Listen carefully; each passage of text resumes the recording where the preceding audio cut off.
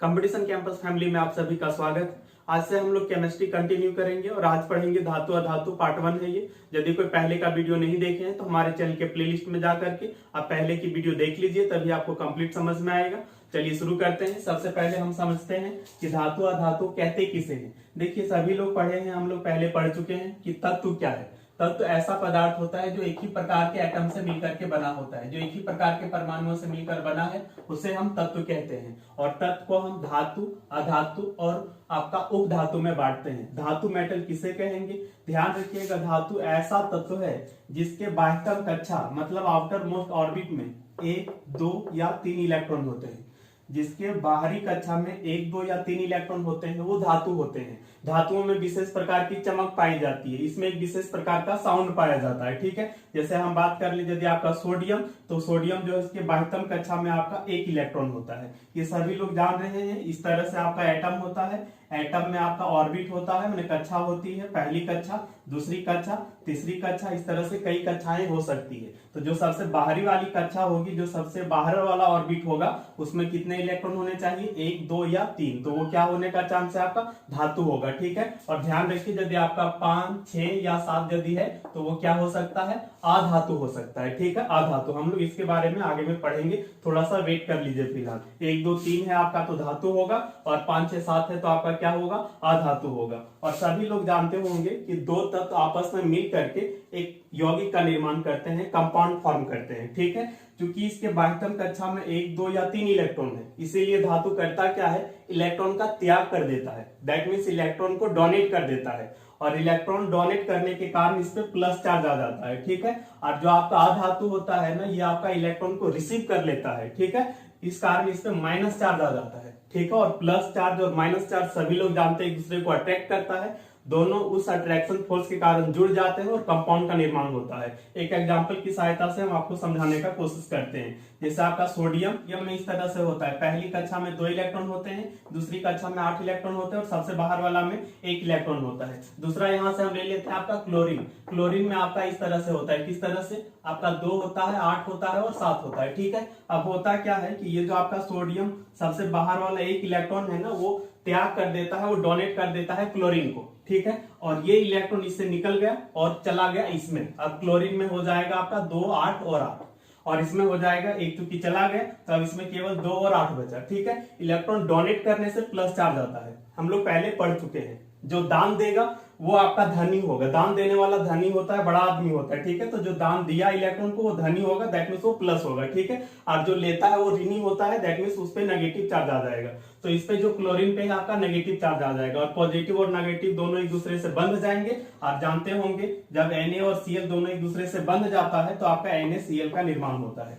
यही आपका साधारण नमक है। ठीक है, तो एक छोटा सा एग्जांपल की सहायता से हम आपको समझाने का कोशिश किए कि धातु जो है मेटल, जो आपका इलेक्ट्रॉन का त्याग करेगा और प्लस में कन्वर्ट हो जाएगा, दैट मीन्स पॉजिटिव आयन बना लेगा, धन आयन बना लेगा। और जो आपका धातु होता है वो इलेक्ट्रॉन को रिसीव करेगा, और इलेक्ट्रॉन को रिसीव करके उस पर नेगेटिव चार्ज आ जाता है, दैट मीन्स वो ऋण आयन बनाता है। ठीक है, एग्जाम में कई बार क्वेश्चन यहाँ से पूछा जाता है कि यदि धातु है तो उसकी बाह्यतम कक्षा में कितने इलेक्ट्रॉन हो सकते हैं, इसका नेचर कैसा होता है। तो ये समझ ही गए, इलेक्ट्रॉन दान देगा और ये पॉजिटिव आयन बना लेगा। ठीक है, चलिए अब आगे देखते हैं। कुछ यहाँ पे हम नाम लिख दिए हैं धातु का, sodium, potassium, magnesium, lithium, gallium, आपका जिंक, आयरन, ये सभी। और अधातु में आप देख सकते हैं ये सभी एग्जाम्पल लिखे हैं। एक कंफ्यूजन ये भी रहता है कि हम जानेंगे कैसे कि कोई धातु है या अधातु है। देखिए अधिकतर वो जिसमें यम लगा है लास्ट में वो धातु है, जिसके लास्ट में यम आया है वो आपका धातु है। जैसे आप सोडियम पढ़िए, पोटेशियम पढ़िए, मैग्नीशियम पढ़िए, लिथियम पढ़िए, सबके लास्ट में क्या है? वो क्या है? आपका धातु। लेकिन छोड़ देना है किसको? हीलियम। लास्ट में यम है लेकिन ये धातु नहीं है, ये कहाँ है? आपका अधातु में। ठीक है, चलिए अब हम लोग एक एक करके समझने की कोशिश करेंगे कि धातु का जो भौतिक गुण है वो क्या क्या होता है, फिर देखेंगे रासायनिक गुण। ठीक है, हर पॉइंट से क्वेश्चन बनता है, तो बस पैशंस के साथ आप वीडियो को जरूर देखते रहिए। सबसे पहले हम बात करते हैं कि जो धातु है इसका भौतिक गुण क्या होता है। भौतिक गुण कहने का मतलब होता है उसका रंग कैसा होगा, उसका आकार कैसा होगा। ठीक है, उसका जो अवस्था है वो किस अवस्था में पाया जाएगा, वही उसका जो है भौतिक गुण कहलाता है, दैट मीन्स फिजिकल प्रॉपर्टीज। सबसे पहली बात करते हैं उसकी अवस्था की। तो हम लोग जानते हैं अधिकतर जो धातु है, अधिकतर क्या, सारे धातु जो है वो ठोस अवस्था में पाए जाते हैं। सारे धातु किसमें है? ठोस सॉलिड अवस्था में पाए जाते हैं, बस एक को छोड़ के। किसको छोड़ देना है? आपका पारा, मरकरी। ठीक है, इसको छोड़ दीजिए, ये लिक्विड अवस्था में है। बाकी जितने भी धातु हैं वो सारे के सारे आपका सॉलिड अवस्था में पाया जाता है। ठीक है, कोई भी धातु गैस अवस्था में नहीं है, कोई भी धातु जो है वो गैसीय अवस्था में नहीं पाया जाता, सारे सॉलिड में है सिवाय आपका पारा के। केवल पारा ही ऐसा है जो आपका लिक्विड है। ठीक है, चलिए, तो ये हो गया आपका भौतिक अवस्था। उसके बाद यदि हम नेक्स्ट बात करेंगे इसकी कठोरता की, तो जो धातुएं हैं वो काफी कठोर होती हैं। आप लोहा या फिर सोना या कुछ लीजिए, देखिए काफी कठोर होता है, उसको मारेंगे कुछ करेंगे तो वो टूटेगा नहीं। ठीक है, तो धातुएं जो है आपका कठोर होती हैं, आप उसको काट नहीं सकते, काफी कठोर होती है इसीलिए। लेकिन जो क्षार धातु होती है, आपका क्षारीय जो धातुएं होती है, क्षारीय धातु, ठीक है, क्षारीय धातु बेसिक मेटल, ये मुलायम होती है। ये एक्सेप्शन की तरफ मान करके चल सकते हैं। क्षारीय धातु का एग्जांपल हो गया आपका सोडियम हो गया, लिथियम हो गया, ठीक है, मैग्नीशियम हो गया, ये आपका क्षारीय धातु है। ये मुलायम होते हैं और इतना मुलायम होते हैं कि इसे पनीर की तरह हम चाकू से काट सकते हैं। जिस तरह से पनीर को आप चाकू से काट लेते हैं, इसको भी हम चाकू से काट सकते हैं। ठीक है, अब आपके दिमाग में आ रहा होगा ये क्षारीय धातु क्या होता है, तो ध्यान रखिएगा, क्षारीय धातु उसे कहते हैं जो आपका जल के साथ रिएक्शन करके हाइड्रोक्साइड बनाता है। हाइड्रोक्साइड कहें या कहें आपका क्षार बनाता है। जैसे उदाहरण के लिए हम ले लेते हैं आपका सोडियम, ठीक है, तो ये आपका जल से रिएक्शन करके हाइड्रोक्साइड बनाएगा। क्या बनाएगा? Hydroxide, sodium hydroxide. देख रहे हैं, OH दैट मींस हाइड्रोक्साइड पढ़ना है। तो जो जल के साथ रिएक्शन करके हाइड्रोक्साइड बना लेता है उसे हम क्या कहते हैं? क्षारीय धातु कहते हैं। ठीक है, तो समझ गए। चलिए अब नेक्स्ट हम लोग देखते हैं। नेक्स्ट है आघात वर्धनीयता, इंग्लिश में इसे मेलेबिलिटी कहेंगे। क्या इसका मतलब होता है समझिए, केवल रटेंगे तो मुश्किल होगी, इसलिए समझने की कोशिश करिए। आघात वर्धनीयता किन किन वर्ड से मिलकर बना है? पहले लिखा है आघात, आघात का मतलब क्या हुआ? चोट। ठीक है, उसको पीटना, चोट करना उससे। और आपका आघात वर्ध मैंने होता है बढ़ना, और नियता दैट मींस वो गुण होना। कहने का क्या मतलब है कि यदि हम इस पे चोट करेंगे ना, यदि हम इसको मारेंगे तो ये वर्ध करेगा दैट मींस आपका फैलेगा। जिस तरह से आप आटा बेलते हैं तो किस तरह से आपका फैल जाता है, ठीक उसी तरह से धातु क्या है, यदि हम इस पे चोट करेंगे तो ये फैल जाएगा, और फैलेगा तो ये सीट में बदल जाएगा। दैट मींस आपका एक तरह से चादर की तरह ये कन्वर्ट हो जाएगा। आप सभी लोग देखे होंगे कि जो लोहार लोग होते हैं, देखिएगा लोहा को पीटता है, पीटने से वो क्या होता है? सीट में कन्वर्ट हो जाता है। तो धातुओं का ऐसा गुण जिसके कारण उस पर आघात करने से वो वर्ध होता है, दैट मींस वो फैलता है, और फैल करके आपका सीट में कन्वर्ट हो जाता है। उस गुण को हम क्या कहेंगे? आघात वर्धनीयता। ध्यान रखिएगा, सभी धातुओं की जो आघात वर्धनीयता है वो एक जैसी नहीं होती। दैट मींस ये फैलने का जो गुण है सब में एक जैसा नहीं होता। सबसे अधिक आघात वर्धनीय कौन सा है? आपका सोना, गोल्ड। ठीक है, पहले नंबर पे, और दूसरे नंबर पे आपका सिल्वर। सोना जो है वो सबसे अधिक आघात वर्धनीय है। यही कारण है कि सोना को पीट करके हम काफी पतले सीट में कन्वर्ट कर सकते हैं। ठीक है, आभूषण बनाया जाता है, सभी लोग जानते होंगे, देखिएगा बहुत आभूषण काफी पतला होता है।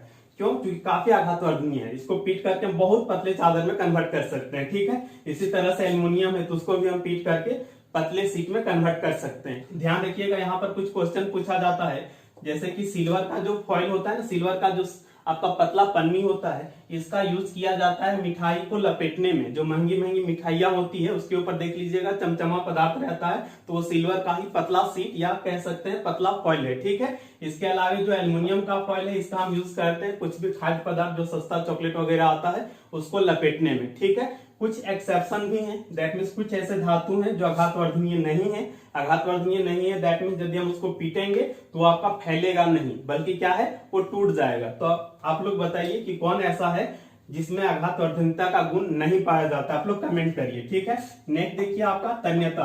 क्या मतलब इसका? तन्यता का मतलब क्या लिखा है? तन्य दैट मींस तनाना, खिंचाना, डक्टिलिटी। क्या इसका मतलब हुआ? धातुओं का वो गुण जिसके कारण उसे खींच करके आपका तारों में परिवर्तित किया जा सकता है। तार, ये आपका आघात वर्धनीय है, क्या सीट में बदल जाएगा, और ये क्या है, आपका वायर बन जाएगा, रस्सी बन जाएगा, रस्सी की तरह बन जाएगा। वही आपका गुण क्या कहलाएगा? आपका तन्यता। धातु के इसी गुण के कारण हम इससे वायर बना सकते हैं। सबसे अधिक तन्य धातु कौन सा है? तो अगेन आपका सोना। लेकिन आप कहेंगे सर वायर जो बनाया जाता है, तार जो बनाया जाता है, वो सोना का क्यों नहीं बनाया जाता है? पॉसिबल इसलिए नहीं है सोना से बनाना ना, क्योंकि काफी महंगा पड़ेगा। ठीक है, तो हम लोग जो घरों में यूज करते हैं देखते होंगे वो कॉपर वगैरह का या एल्युमिनियम वगैरह का बनाया रहता है। लेकिन ज्यादा अच्छा माना जाता है कॉपर का, ठीक है।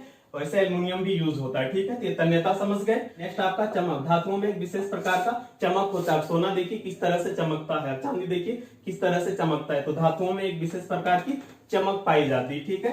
उसके बाद धातु जो होते हैं वो सोनरस होते हैं। हिंदी में कहेंगे ध्वनिक या ध्वनिक भी लिखा रह सकता है। इसका क्या मतलब, यदि हम इसको पीटेंगे ना तो इसमें एक विशेष प्रकार की ध्वनि उत्पन्न होती है।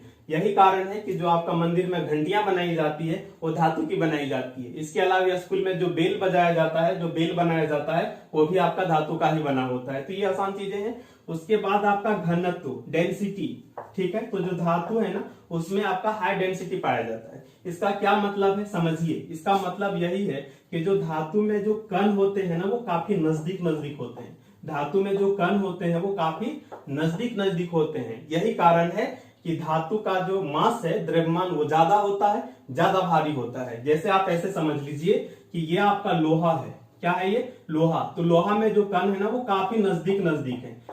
यदि हम इसी चीज को लकड़ी से कंपैरिजन करें, लकड़ी तो धातु नहीं है, तो लकड़ी में कण दूर दूर है, समझ रहे हैं। और वही चीज हम यदि कोई धातु ले लेते हैं तो यहाँ कण काफी नजदीक नजदीक है। क्योंकि कण नजदीक नजदीक है तो होगा क्या कि बहुत अधिक कण होंगे यहाँ पर। और यदि बहुत अधिक कण होंगे तो उसी का मतलब है कि घनत्व बहुत ज्यादा होता है, बहुत ज्यादा डेंस होता है। और क्योंकि बहुत अधिक कण यहाँ पर है, यही कारण है कि ये ज्यादा भारी लगेगा। लोहा ज्यादा भारी लगता है ना लकड़ी के कंपैरिजन में। रीजन यही है कि इसकी डेंसिटी जो है वो हाई है, ठीक है। हाई डेंसिटी के कारण कण बहुत नजदीक नजदीक होते हैं और उसी के कारण जो है वो ज्यादा भारी लगता है। एग्जाम में इस तरह से क्वेश्चन बना देता है कभी कभार कि जो धातु हैं। अच्छा, एक बात ये भी ध्यान रखिएगा, सारे धातु की डेंसिटी एक जैसी नहीं होती है। यही कारण है कि सारे धातु का जो आपका भार है वो एक जैसा नहीं होता है। आप उठा करके देखिए आपका लोहा और आप उठा करके देखिए एल्युमिनियम, दोनों ही धातु है लेकिन दोनों की डेंसिटी एक जैसी नहीं है। आप सभी लोग महसूस किए होंगे कि एल्युमिनियम हल्का होता है और जो आपका लोहा है वो ज्यादा भारी होता है। इसका क्या रीजन है कि एल्युमिनियम में कण हल्का दूर है और लोहा में कण और ज्यादा नजदीक है। जितना ज्यादा नजदीक उतना ज्यादा डेंसिटी और उतना ज्यादा भार होगा उसका। इसी से यदि और आप सोना की बात करेंगे तो सोना इससे भी ज्यादा भारी होता है। दैट मीन सोना में कण और ज्यादा नजदीक होगा। पारा की बात करेंगे और ज्यादा नजदीक होगा, ठीक है, समझ रहे हैं। तो जिसमें ज्यादा डेंसिटी होगी वो ज्यादा भारी होगा, ठीक है। तो यहाँ पर आप ध्यान रख लीजिएगा कि कौन कौन सी जो धातु है वो भारी है। जैसे आपका सोना है, आपका लोहा है, ये भारी धातु है। हल्की धातु की बात करेंगे तो एल्युमिनियम हो गया, ठीक है। तो ये चीज समझ गए। नेक्स्ट यहाँ पर है मेल्टिंग पॉइंट और बॉइलिंग पॉइंट। क्या इसका मतलब? गलनांक और ये आपका क्वथनांक। गलनांक का क्या मतलब होता है? यदि हम उसको गर्म करेंगे तो जिस टेम्परेचर पे वो गलने लगेगा ना वही उसका गलनांक कहलाता है। और क्वथनांक क्या है? तो जिस टेम्परेचर पे वो खौलने लगता है, डबकने लगता है, वो उसका बॉइलिंग पॉइंट होता है। तो बात करिए यदि आप धातु का, तो जो मेल्टिंग पॉइंट है ना वो काफी हाई होता है। आप लोहा को यदि गलाइएगा तो ऐसा नहीं कि तुरंत गलना शुरू हो जाएगा। इसका गलनांक जो है बहुत अधिक है। दैट मीन्स बहुत अधिक देर तक आपको जो है वो गर्म करेगा, तब आपका लोहा जो है आपका पिघलेगा, ठीक है। और जो इसका बॉइलिंग पॉइंट है वो भी ज्यादा होता है। लेकिन हर जगह एक्सेप्शन है, तो यहाँ पर भी एक्सेप्शन ध्यान रखिएगा। आपका पारा देख सकते हैं ये पहले से ही गला हुआ है। पारा तो पहले से ही गला हुआ है, ठीक है। इसके अलावा आपका गैलियम, सीजियम और फ्रांसियम। क्या बोले? गैलियम, सीजियम और फ्रांसियम। याद रखिएगा, गैलियम, सीजियम और फ्रांसियम, इन सब के साथ क्या है, तो यदि आप इसको हाथ में लेंगे ना तो ये गलने लगता है। इन सबका जो आपका गलनांक है ना वो बहुत कम होता है, लगभग 30 डिग्री के आसपास होता है। आप लोग जरूर पढ़ लीजिएगा। बाय द वे कोई पॉइंट यहाँ से मिस होता है तो नोट से कवर हो जाएगा। नेक्स्ट आपका है कलर। तो हम बात कर ले यदि मैग्नीशियम, हम बात कर ले यदि एल्युमिनियम, हम बात कर ले यदि सिल्वर, तो इन सबका जो कलर है वो आपका व्हाइट होता है। व्हाइट ही तो होता है ना, सभी लोग देखे हैं। और ये क्वेश्चन पूछ दिया जाता है कि मैग्नीशियम का कलर किसके समान है। क्योंकि मैग्नीशियम, सिल्वर और एल्युमिनियम ये सभी व्हाइट हैं, तो मैग्नीशियम का जो कलर है वो सिल्वर जैसा है, ठीक है। इसके अलावा यदि हम गोल्ड की बात करेंगे तो कैसा होता है? पीला होता है, ठीक है। और भी जो धातुएं हैं कुछ अलग अलग कलर की हो सकती है। जैसे कॉपर की बात कर ले तो हल्का सा पीलापन होता है, लेकिन ये पूरी तरह से पीलापन नहीं है। सभी लोग रंग जानते हैं, देखे हैं। भौतिक गुण है चालकता, कंडक्टिविटी। इसका मतलब क्या हुआ कि जो धातुएं होती है ना वो आपका उष्मा का और विद्युत का दोनों का ही सुचालक होता है। इसका मतलब होता है कि यदि ये धातु है, यदि हम इसका एक इंच गर्म करेंगे ना, क्योंकि ये सुचालक है, तो उष्मा को इस पॉइंट से उस पॉइंट तक पहुंचा देगा, ठीक है। क्योंकि ये उष्मा का चालन कर देती है, दैट मीन्स ट्रांसफर कर देती है, ठीक है। ठीक इसी तरह से यदि इलेक्ट्रिसिटी को यहाँ पे हम जोड़ेंगे, यहाँ पे यदि हम विद्युत धारा प्रवाहित करते हैं तो वो आगे भी ट्रांसफर हो जाएगा। दैट मीन इससे हो करके धारा का प्रवाह हो सकता है। और एक चैप्टर ही है पूरा, वहां तो हम लोग पढ़ेंगे ही पढ़ेंगे। यहाँ पर ध्यान रख लेना है आपका उष्मा का भी और विद्युत का भी क्या होता है, ये सुचालक होता है। ठीक है, अब यहाँ पर क्वेश्चन पूछ दे यदि कि सबसे अच्छा चालक कौन सा है उष्मा का और विद्युत का, तो चांदी है ना। उष्मा का और विद्युत का सबसे अच्छा चालक कौन सा है आपका, चांदी, सिल्वर। यहाँ पर ध्यान रख लीजिएगा, यदि कम चालकता की बात करेंगे तो विद्युत की कम चालकता होती है पारा में, लेड में और आयरन में। आयरन को आप उष्मा में नहीं रख दीजिएगा, हम कहाँ रखे हैं, विद्युत वाले में, पारा, लेड और आयरन। और यदि उष्मा चालकता कम जिसकी उसकी बात करेंगे तो आपका लेड और आपका पारा। ठीक है, और ये लेड कौन सा है, लेड को हिंदी में शीशा कहते हैं और ये कांच वाला नहीं है। ये कौन सा है, तो जो सोल्डरिंग में यूज होता है, सोल्डरिंग में यूज होता है वो लेड की यहाँ पे बात हो रही है। ठीक है, कांच वाला नहीं समझ लेना। अब देखते हैं धातुओं के रासायनिक गुणधर्म, केमिकल प्रॉपर्टीज। क्या इसका मतलब समझेंगे रासायनिक गुणधर्म का मतलब, इसका मतलब हुआ कि जो धातु है वो किसके साथ किस तरह का रिएक्शन करेगा, कितना जल्दी रिएक्शन करेगा और कितना धीमे रिएक्शन करेगा। तो जो रिएक्शन करने की जो टेंडेंसी है ना, वही आपका रासायनिक गुणधर्म कहलाएगा। ठीक है, सबसे पहले यहाँ पर ये लिस्ट याद कर लीजिएगा कि जो धातु है उसकी क्रियाशीलता श्रेणी है। ये धातु की क्रियाशीलता श्रेणी में हाइड्रोजन से ऊपर जो धातुएं हैं, ध्यान रखिए हाइड्रोजन धातु नहीं है, लेकिन बावजूद भी हाइड्रोजन को यहाँ रखा गया है। क्यों रखा गया अभी हम आपको बताएंगे कुछ देर में। फिलहाल ध्यान रखना है कि हाइड्रोजन से ऊपर जो धातुएं हैं वो काफी ज्यादा क्रियाशील है। काफी ज्यादा क्रियाशील है कहने का मतलब होता है कि बहुत तेजी से ये इलेक्ट्रॉन का त्याग करेगा, बहुत जल्दी रिएक्शन करेगा, इलेक्ट्रॉन का त्याग करेगा। इलेक्ट्रॉन त्याग करने से ही रिएक्शन होता है, इलेक्ट्रॉन त्याग करने से या रिसीव करने से। तो ये काफी तेजी से इलेक्ट्रॉन का जो है त्याग करेगा और काफी तेज रिएक्शन करेगा। हवा हो, पानी हो, उन सबके साथ ये काफी तेज रिएक्शन करेगा। और जो हाइड्रोजन से नीचे है वो आपका जनरली रिएक्शन नहीं करेगा, और रिएक्शन करेगा भी तो बहुत धीमे रिएक्शन करेगा। ठीक है, अब यहाँ पर ध्यान क्या रखना है, क्वेश्चन ये पूछ देता है आपका क्या कि सबसे पहले यहाँ पर मान लेते हैं यदि कि जल के साथ रिएक्शन कैसे होता है धातुओं का, जल वाटर के साथ। तो ध्यान रखना है कि जो आपका हाइड्रोजन है, हाइड्रोजन से नीचे जो है ये सारे क्या है, बहुत कम क्रियाशील हैं। दैट मीन्स आपका रिएक्शन ना के बराबर होता है। क्योंकि बहुत कम क्रियाशील है इसलिए जल के साथ किसी भी कंडीशन में रिएक्शन नहीं करेगा, जल के साथ किसी भी कंडीशन में रिएक्शन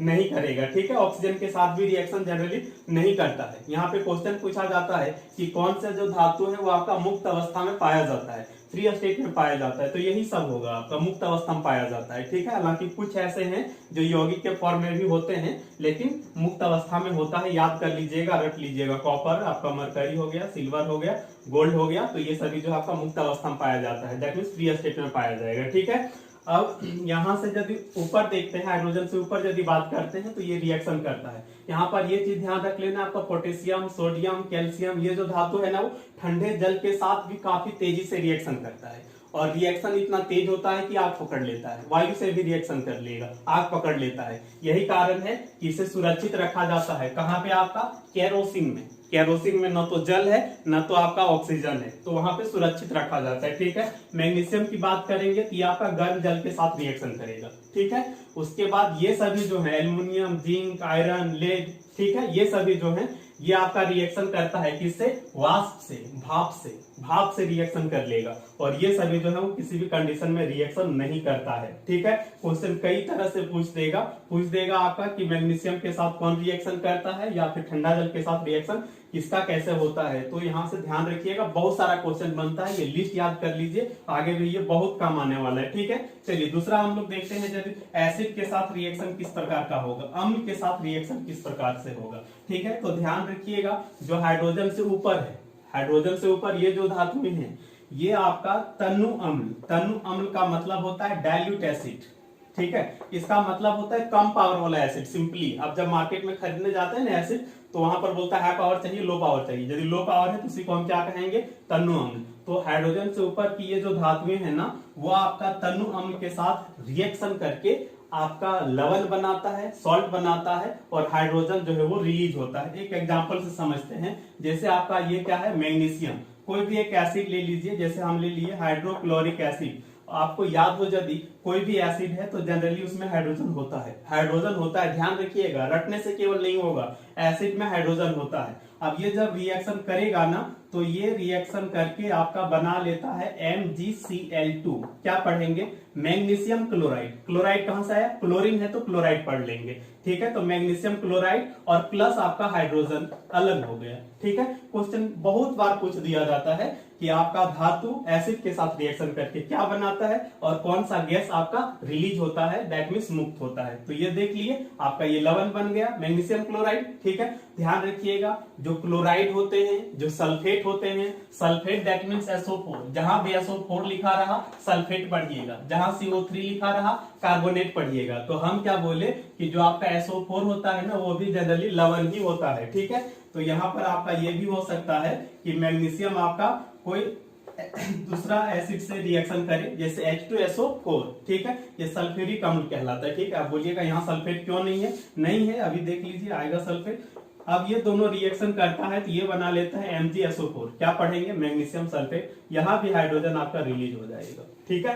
तो ये चीज समझ गए होंगे कि हाइड्रोजन से ऊपर जो है ये आपका तनु अम्ल के साथ रिएक्शन करता है और लवण बना लेता है, क्लोराइड बना लेगा, सल्फेट बना लेगा और हाइड्रोजन जो है आपका रिलीज होगा। बहुत इंपॉर्टेंट है, रेलवे के एग्जाम में और सिविल सर्विस के एग्जाम में भी यहाँ से बहुत क्वेश्चन पूछा जाता है, ठीक है।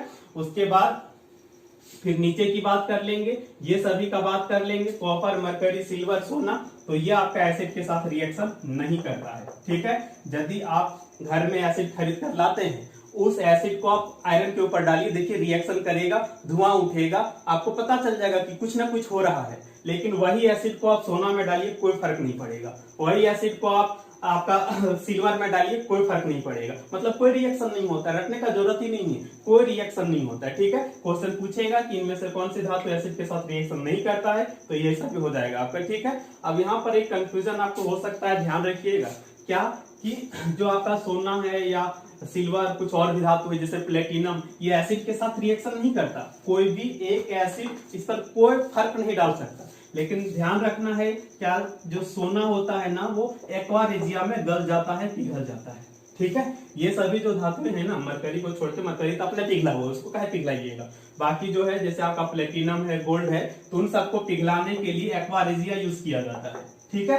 बोलिएगा सर अभी आप बोले कि एसिड के साथ रिएक्शन नहीं करता, एक्वा रेजिया भी एक प्रकार का एक्चुअल में एसिड नहीं बल्कि एसिड का मिश्रण है। ध्यान रखना, ये कोई एक एसिड नहीं है बल्कि एसिड का ये मिश्रण है। किसका किसका मिश्रण होता है? HCl और HNO3।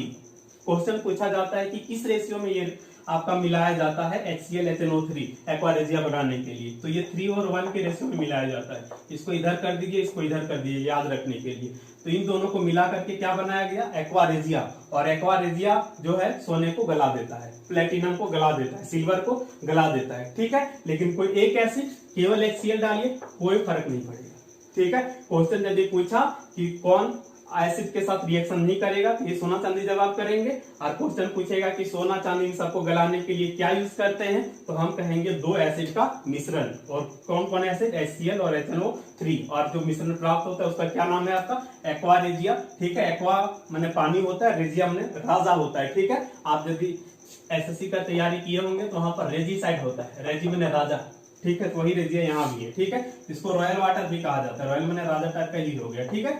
तो रॉयल वाटर कहिए, एक्वा रेजिया कहिए, हिंदी में शाही जल कहिए, बात बराबर है। समझ गए इतना सारा चीज। अब हम लोग यहाँ पर एक चीज और क्या देख लेते हैं कि ऑक्सीजन के साथ ये किस तरह से रिएक्शन करेगा। पहले ही बता दिए, गोल्ड सिल्वर वो सब रिएक्शन ही नहीं करेगा, कुछ आ जाए। लेकिन जो रिएक्शन करेगा वो किस तरह से रिएक्शन करेगा, तो ऑक्सीजन से रिएक्शन करके ऑक्साइड बनाएगा। ऑक्सीजन से रिएक्शन करेगा तो क्या बनाएगा? ऑक्साइड। जैसे आपका मैग्नीशियम है, ये जब ऑक्सीजन के साथ रिएक्शन करेगा तो ये बना लेता है मैग्नीशियम ऑक्साइड। ध्यान रखिए, ये सारा हम लोग केमिकल रिएक्शन में पढ़ लिए हैं। यदि आपको समझने में दिक्कत है वो सारा वीडियो देख लीजिए, केमिकल रिएक्शन वाला प्लेलिस्ट में आपको मिल जाएगा, ठीक है। तो ये ऑक्सीजन के साथ रिएक्शन करके क्या बना दिया आपका? Magnesium oxide. इसी तरह से आयरन के साथ यदि रिएक्शन करेगा, आयरन दैट मींस लोहा, तो यहाँ पर भी क्या बना लेगा आपका? आयरन ऑक्साइड, ठीक है। अब यहाँ पर ध्यान क्या रखना है, क्वेश्चन ये पूछा जाता है कि जो ऑक्साइड होते हैं, धातु के जो ऑक्साइड होते हैं, ये नेचर में कैसे होंगे, किस तरह होंगे, दैट मीन्स एसिडिक होगा या बेसिक होगा, अम्लीय होगा या क्षारीय होगा। तो ध्यान रखिएगा जो धातु के ऑक्साइड होते हैं जैसे मैग्नीशियम ऑक्साइड हो गया, आयरन ऑक्साइड हो गया, कैल्शियम ऑक्साइड हो गया, तो ये सभी नेचर में क्षारीय होते हैं। क्षारीय कहने का मतलब होता है इसका स्वाद जो आपका कड़वा होता है। अब इसको रटने की जरूरत नहीं है। आप लोहा को कभी यदि मुंह में लिए होंगे, यदि गलती से भी चला गया होगा तो देख लीजिएगा कड़वा होता है, खट्टा नहीं होता है। कड़वा हो रहा है दैट मीन्स क्या, स्वाद कड़वा किसका होता है, क्षार का। दैट मीन्स आपका जो धातु का ऑक्साइड होता है वो आपका क्षारीय होता है। ठीक है, यहाँ से आसानी से आप हैंडल कर सकते हैं यहाँ से जो क्वेश्चन पूछेगा। यहाँ पर ध्यान रख लीजिएगा एल्युमिनियम है, जिंक है, तो इसके जो ऑक्साइड होते हैं ना वो आपका अम्लीय भी होते हैं, क्षारीय भी होते हैं। अधिकतर धातु का जो ऑक्साइड है वो कैसा होता है, क्षारीय। लेकिन एल्युमिनियम, जिंक, इनका ऑक्साइड कैसा होता है, अम्लीय भी होता है, क्षारीय भी होता है। दैट मीन्स एसिडिक भी होता है और बेसिक भी होता है। यदि चाखेंगे तो हल्का खट्टा भी लगेगा और हल्का सा कड़वा भी लगेगा। तो यहाँ से भी आपको बहुत बार क्वेश्चन पूछ देगा, इस तरह से पूछ देगा। ठीक है, कि निम्न में से कौन सा ऑड है बताइए, दैट मीन्स कौन विषम है। यहाँ पर आपका लिख देगा आयरन, लिख देगा आपका कैल्शियम, ठीक है, लिख देगा आपका मैग्नीशियम और लिख देगा आपका एल्युमिनियम। आप सोचते रह जाइएगा कि क्या करें। तो ध्यान रख लीजिए कि ये सारे क्या हैं, क्षारीय, और एल्युमिनियम कैसा होता है आपका, अम्लीय भी होता है, क्षारीय भी होता है। ठीक है, तो ये आपका अलग है क्योंकि अम्लीय क्षारीय दोनों होता है। और अम्लीय क्षारीय दोनों होना ये क्या कहलाता है, उभयधर्मी कहलाता है, एम्फोटेरिक इंग्लिश में कहेंगे। ठीक है, आज के लिए इतना ही, मिलते हैं नेक्स्ट वीडियो में। तब तक के लिए अपना ख्याल रखिए, खुश रहिए, स्वस्थ रहिए और नोट्स जरूर पढ़ लीजिएगा।